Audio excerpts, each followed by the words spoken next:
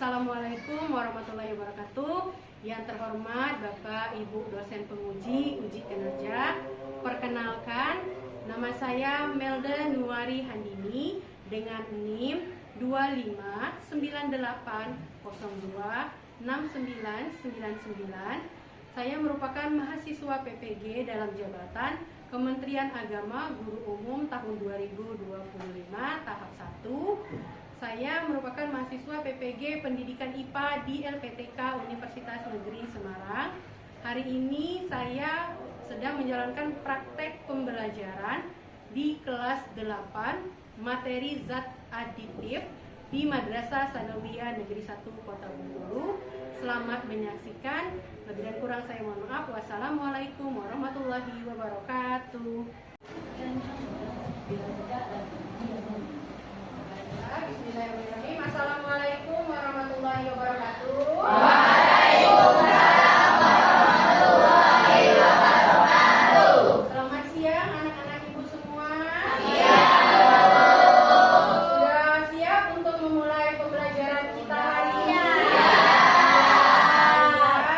Sebelum kita memulai pembelajaran hari ini, baiknya kita membaca doa secara bersama-sama. Silakan ketua kelas dipimpin baca doanya. Angkat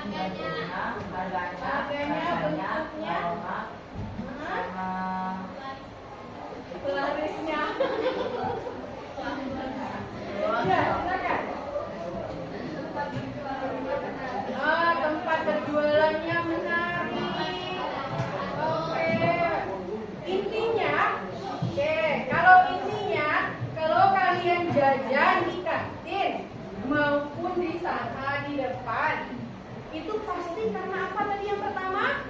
Rasa. Yang kedua aroma. Yang ketiga bentuknya. Yang keempat mungkin warnanya yang menurut wah cantik walaupun ternyata kecil-kecil. Wah hambar. Tapi kalau misalnya ada makanan yang maaf ya bentuknya agak aneh, kira-kira kalian mau nggak nyicipin makanan? Kalau warnanya terlalu mencolok, kalau merah tuh udah merah bendera gitu, mau nggak?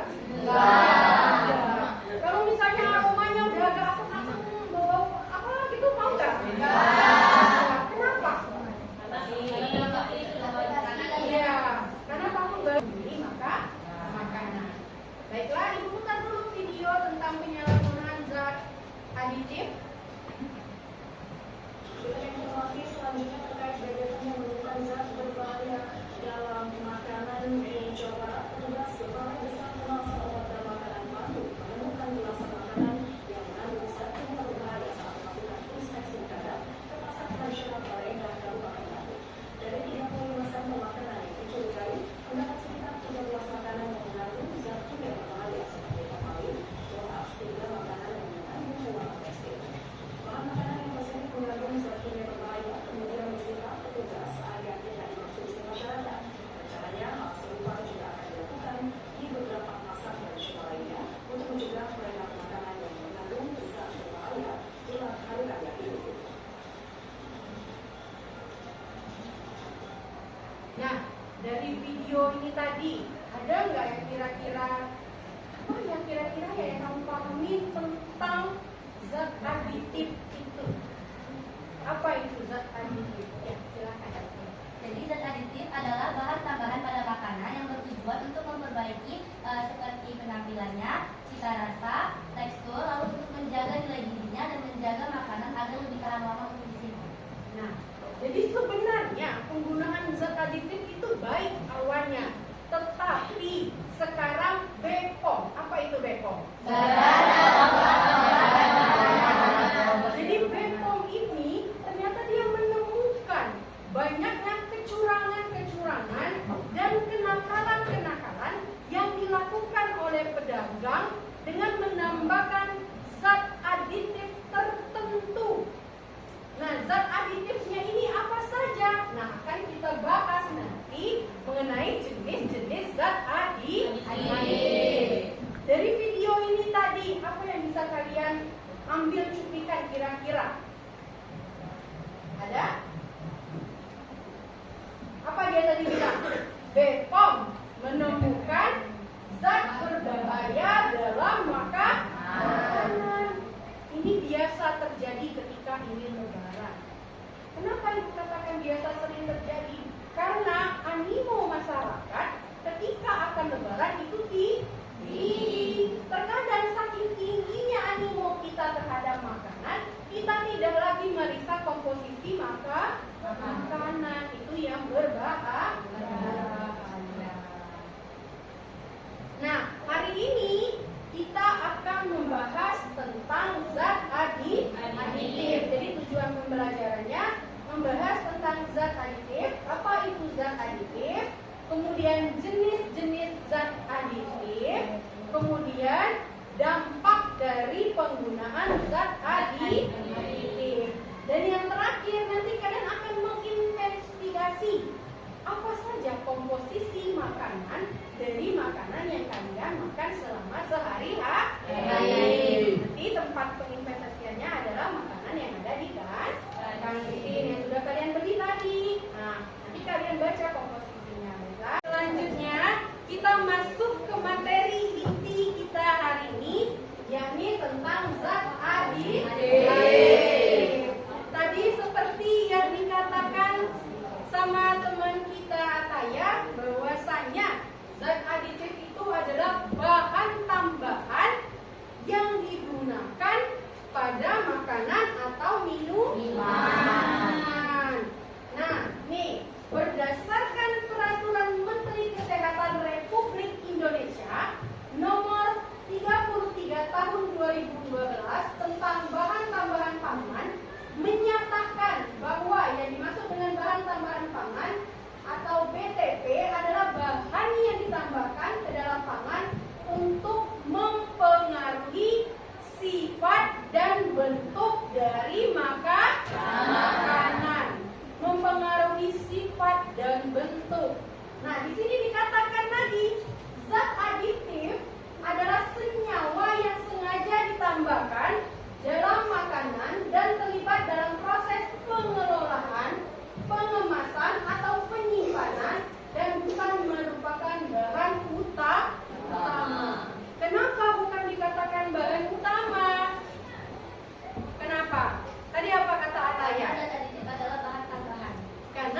merupakan bahan tambahan.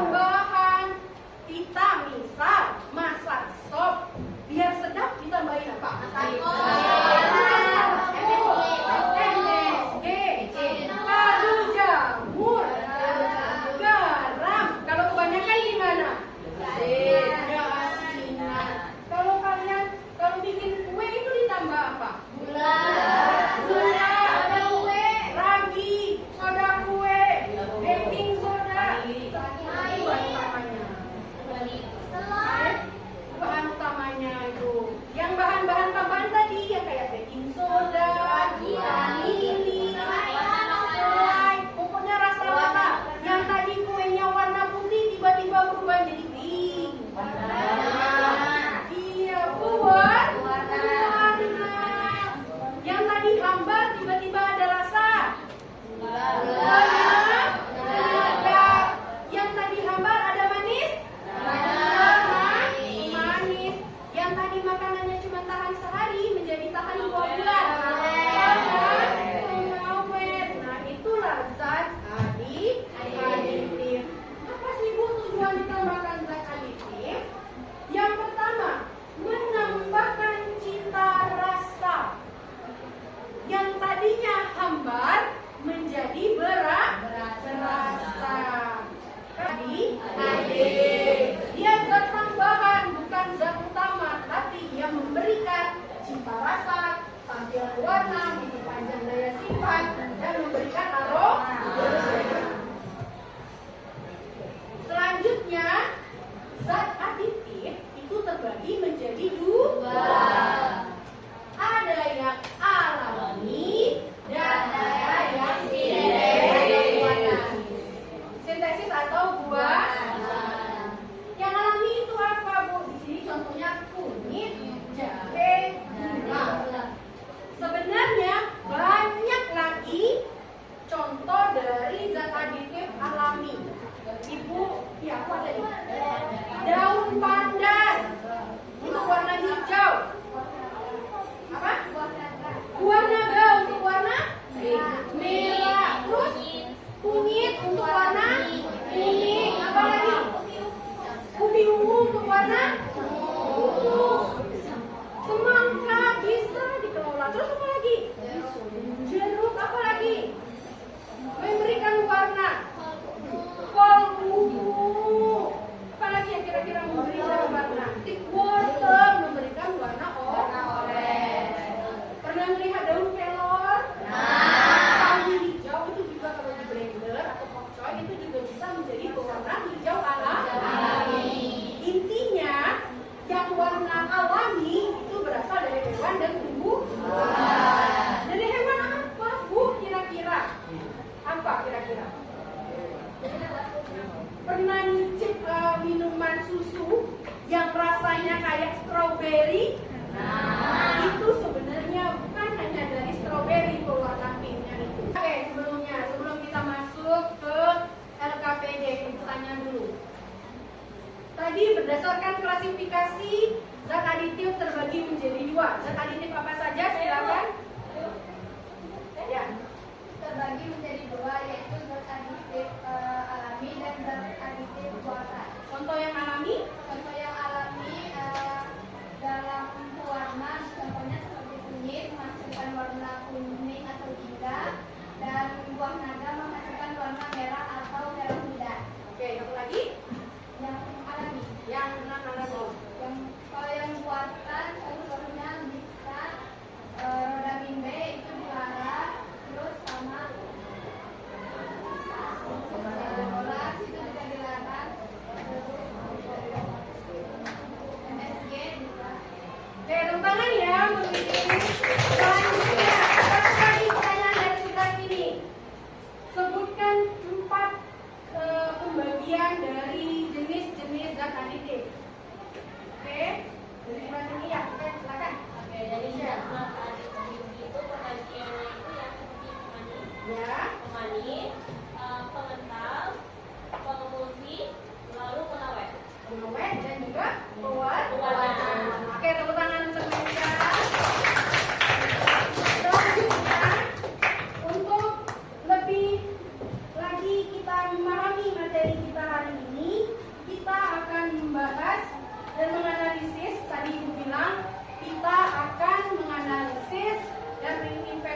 rekomendasi bahan-bahan komposisi makanan yang kalian beli di kantin. Kita sudah terbagi menjadi 6 kelompok. Ini nanti satu kelompok membahas di makanannya apa saja.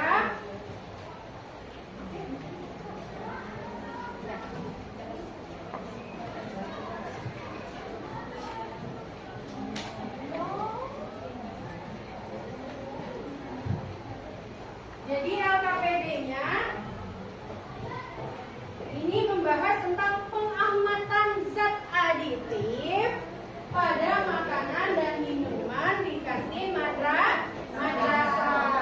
Cara kerjanya adalah kalian membaca dan menganalisis komposisi makanan yang ada di dalam bungkus makanan yang kalian beli. Contohnya seperti ini. Ini kan ada komposisi.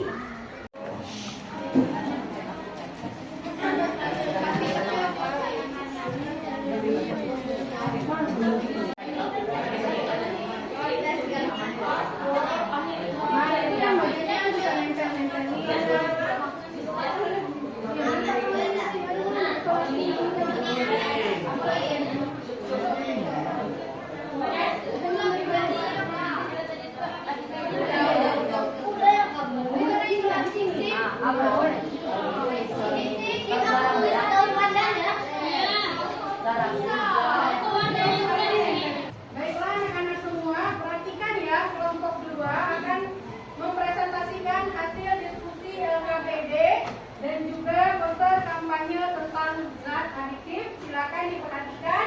Jika nanti ada pertanyaan boleh ditanyakan. Silakan kepada kelompok 2. Baik, selamat sore teman-teman semuanya. Oke, kami dari kelompok 2 akan mempresentasikan hasil dari LKPD dan kampanye tentang tata cara memilih makanan yang baik dan benar. Baik, sebelum kami memulai presentasi kami, izinkan kami untuk perkenalan diri dulu. Baik, perkenalkan nama saya Ataya Fauzia. Perkenalkan nama saya Natasha Amelia Putri. Saya Tika Sukaryawati. Oke, langsung saja ke hasil dari LKPD kami. Di sini adalah hasil pengamatan dari makanan-makanan yang sudah kami beli di kantin. Nah, di sini produk yang pertama adalah produk bermerek Cup-Cup. Jenis zat aditif yang kami temukan adalah sulfit.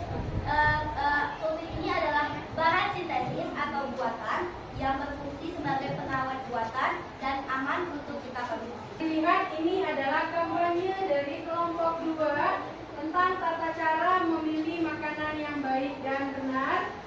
Boleh dibaca. Silakan dibaca, Ataya. Teman-teman, ayo belajar memilih makanan dengan cerdas. Ikuti tata cara ini ya. 1. Membaca label produk. 2. Membaca tanggal kadaluarsa. 3. Mengurangi mengkonsumsi makanan instan. 4. Membaca komposisi. Dan 5. Hindari bahan tambahan yang tidak perlu. Tepuk tangan untuk kelompok 2.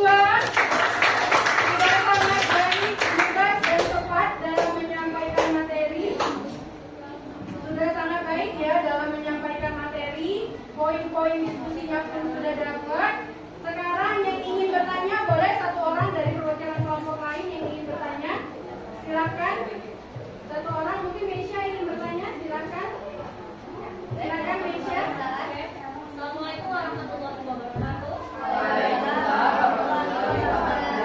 Perkenalkan, saya Meisha dari kelompok 1. Izinkan saya bertanya. Pertanyaan saya adalah bagaimana cara kita menentukan bahwa ada bahan-bahan yang tidak ditemukan dalam suatu makanan. Seperti yang kalian bilang tadi, hindari bahan-bahan yang tidak terlalu Baik. Silakan kepada Anda. Oke, baik, saya izin menjawab. Jadi, untuk menentukan bahan apa saja yang tidak perlu pada suatu produk atau makanan, tentunya kita harus membaca komposisi dari produk tersebut. Seperti misalnya di produk tersebut terdapat bahan-bahan tambahan yang tidak diperlukan, misalnya gula berlebih atau garam berlebih, itu boleh kita hindari untuk kita beli produk tersebut. Gimana Meisha? menjawab. Ya, oke, tepuk tangan untuk penanya dan juga perhatikan. Silakan kelompok 1. Saya buka dengan Assalamualaikum warahmatullahi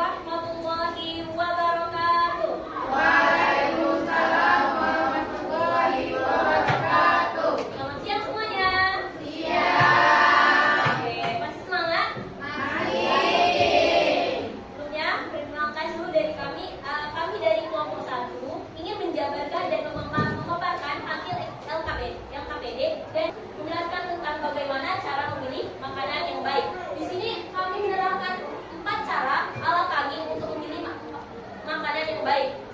Cara yang pertama adalah untuk memperhatikan kandungan gizi. Jadi yang pertama-tama kali itu kita harus memperhatikan kandungan gizi. Mau itu makanan apapun, minuman apapun, menarik apapun, kita harus tetap memperhatikan gizi dan komposisinya. Lalu yang kedua adalah utamakan bahan makanan yang segar. Pastinya ketika kita melihat sebuah makanan atau minuman, kita akan memperhatikan bagaimana bentuk makanan tersebut. Kalau misalnya ya sebuah makanan itu terlihat seperti udah nggak ini lagi ya, pastinya kita bakalan nggak tertarik lagi dong, karena udah pasti kita dalam diri kita itu yakin bahwa makanan tersebut memiliki zat-zat yang berbahaya bagi kita. Lalu yang ketiga adalah hindari olahan makanan yang berlebihan. Nah, contohnya seperti ketika melihat gorengan tuh. Nah, di gorengan itu biasanya tuh ada bukan minyak yang bener-bener banyak banget, bukan kayak normal, tapi kayak banyak banget itu sebisa mungkin kita hindarkan. Lalu yang terakhir adalah cara dikurangi, yaitu dengan checklist. Apa itu checklist? Yang pertama adalah cek kemasan. Lalu yang kedua adalah cek label, penghuni, cek izin, dan yang terakhir adalah cek kadaluarsa. Pokoknya kita harus memahami saja checklist apa saja tadi teman-teman. Mari kita ulangi bersama.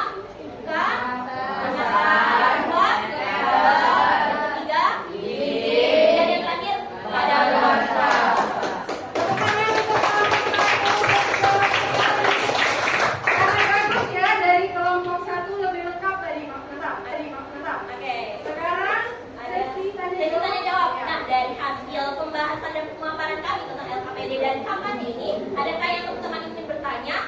Silakan.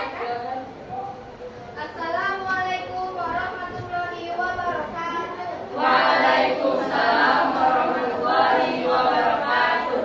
Perkenalkan, nama saya Widya Elsa Putri. Saya sebagai ketua kelompok pada kelompok 3. Izinkan saya bertanya, apakah ada kandungan zat aditif yang sebetulnya berbahaya bagi kesehatan tubuh, tetapi digunakan ataupun sering digunakan pada produk atau jenis makanan tertentu? Oke. Terima kasih. Pada kelompok 3, silakan kelompok 1 dijawab. Baiklah, saya saja yang jawab. Oke. Pertanyaan ini tadi, apakah ada zat yang berbahaya terus sering dimasukkan ke dalam bahan makanan ya, secara diam-diam gitu. Nah, oke. Sepengetahuan kami itu ada beberapa, contohnya itu seperti teman-teman juga tahu ya, bakso yang sering ditambah boraks dan formalin itu. Nah, itu biasanya pedagang-pedagang yang licik memasukkan boraks atau formalin itu ke dalam bakso secara diam-diam. Dan kita semua tahu bahwa dampak dari boraks dan formalin itu benar-benar berdampak ya. Apa sih dampaknya? Bisa sekali, seperti kita bisa menyebabkan gagal ginjal, dan yang paling parah itu bisa menyebabkan kanker. Oke, penjelasan dari kami. Apakah Dari sebelah kiri apa ya? Saya lagi mengetahui tentang zat yang berbahaya untuk kesehatan atau kesehatan. Oke, benar ya. Jadi kita bisa tahu zat-zat pada makanan apa yang berbahaya bagi tubuh kita. Jadi apa yang kita ambil hikmahnya hari ini? Hati-hati dalam memilih makanan. Kalau kata kelompok 2 tadi, cek apa katanya? Kadaluarsa.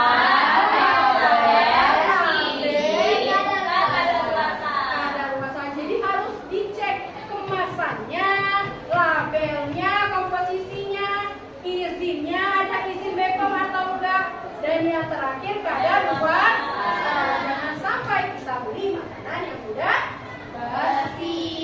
Oke, terakhir ibu ada game. Gamenya yakni teka-teki. Silakan untuk mencegah makanan cepat rusak. Ya, silakan maju ke depan. Ini katanya ada 8 kata kunci, silakan dibuat.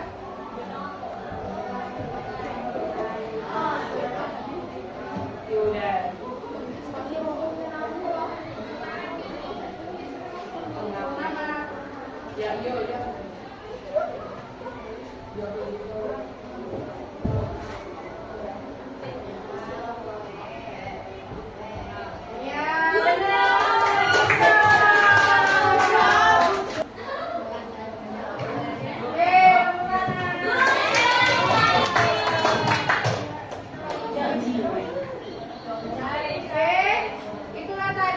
permainan game teka-teki silang. Sekali lagi tepuk tangan untuk kalian. Baiklah, kita sampai pada akhir pembelajaran kita hari ini. Adapun yang kita pelajari hari ini yakni tentang zat aditif terbagi menjadi dua, yakni zat aditif